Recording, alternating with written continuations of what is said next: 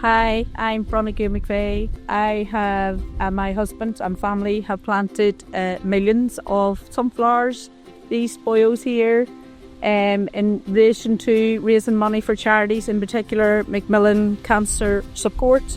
The other two charities are the Lions Club, who are the coordinators of the field or the meadow, and the other deserving charity is ALPS, which stands for All Lives Are Precious, who deal with people with suicide. People can expect a good energy, a good vibe, and a beautiful sight. On top of that hill, you'll see sights that most people will never see. The number one thing people say to us when they come here is, "We never need us up here." This kind of wee secret land. You drive past that and you'll never see it. So when you come up here, expect a good time, a beautiful view. They're all ready now for harvest. There's still a few to come out, but the majority of them are out, 80%, and they look absolutely stunning. If you look closely, there are even bees. Every 2 meters you see 3 or 4 bees on each sunflower head.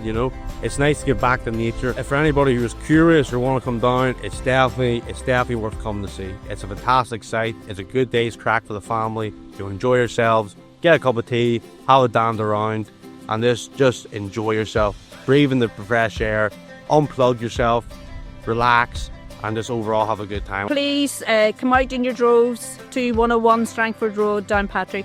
All of your donations are greatly accepted. We have something for everybody here.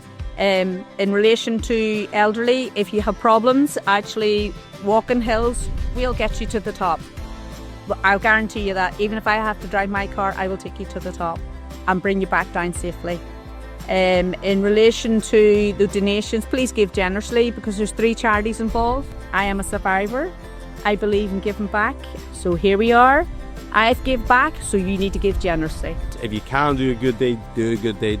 If you can open a door for somebody, open a door. If you can give an older person a hand for groceries, do it.